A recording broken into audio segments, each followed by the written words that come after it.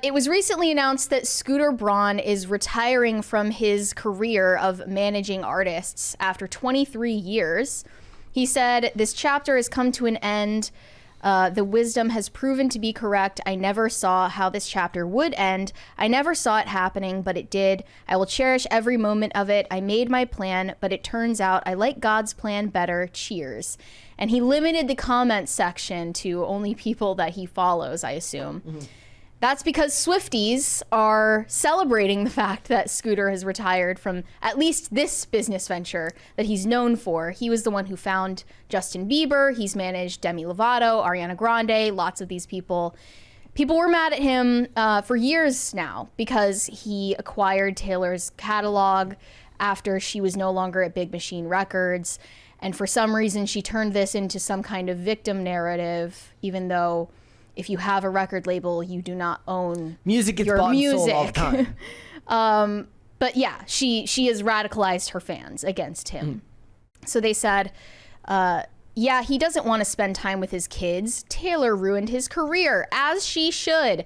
Swifties, we won. Good riddance. Karma. Blah, blah, blah.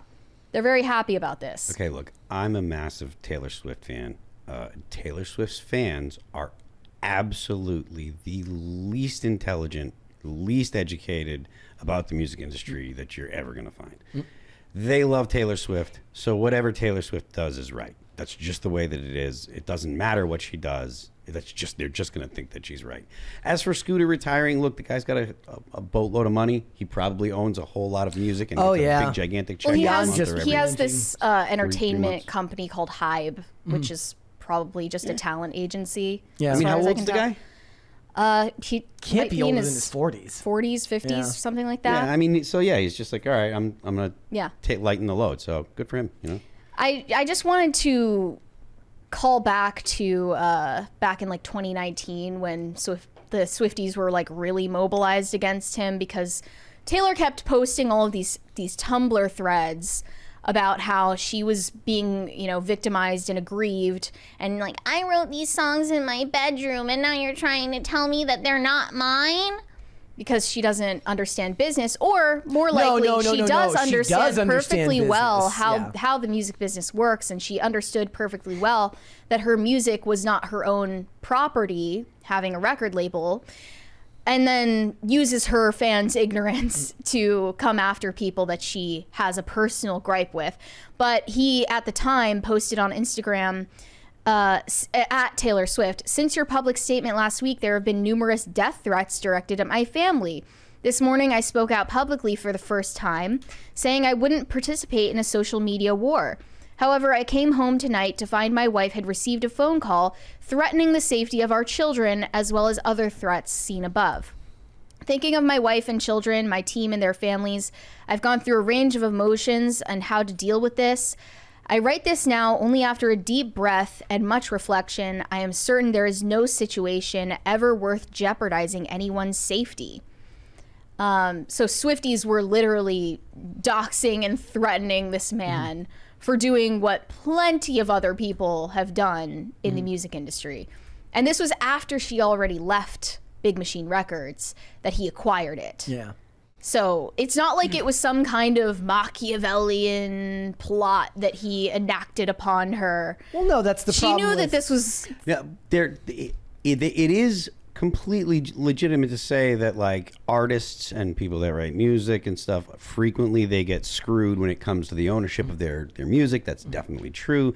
But also Taylor Swift was not, even when she was complaining about Scooter Braun, like she was not in a situation where she was like, not a gigantic star, right? She was already a huge star. She was already had no issues with money or anything. And the people that really have the most to complain about it are the people that can't pay their bills and don't have enough money to live on. What's ironic is that even Taylor's re-recorded songs don't belong to her because she is still under a record label, which means this could all happen all over again. She's at Republic Records, I believe. Yeah, but it depends.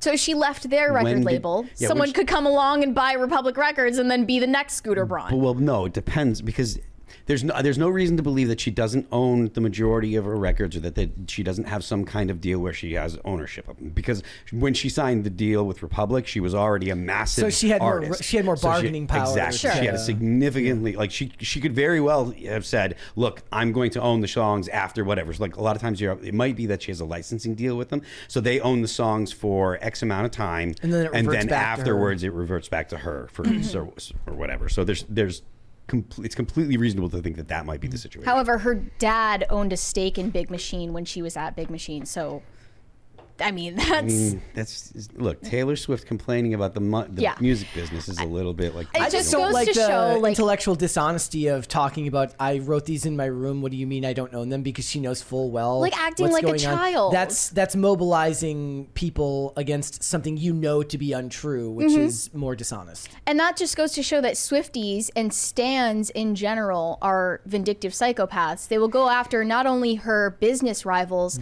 but also her ex-boyfriends, one of whom is Maddie Healey. And he recently announced his engagement to his now fiancée, Gabriette. And Swifties came after him for, I guess, being in another relationship after dating Taylor Swift. One of them said, "I just don't understand why he would propose so soon after an album like Tortured Poets Department drops. They've been dating 10 months. She's 26. She's not going anywhere. He couldn't wait 6 months or another year. Why would he be so insensitive to Taylor? It just feels like he really wants to hurt her. Like he doesn't care about her feelings at all." Were the Swifties right about him this whole time? This can't be Did they real. stop her from getting too far deep into a relationship with someone who actually doesn't care about her? Because this behavior says, I don't care about you at all. It can't be real. If you're not dating her anymore, why exactly would you care about her and her feelings about your new relationship? This can't be real.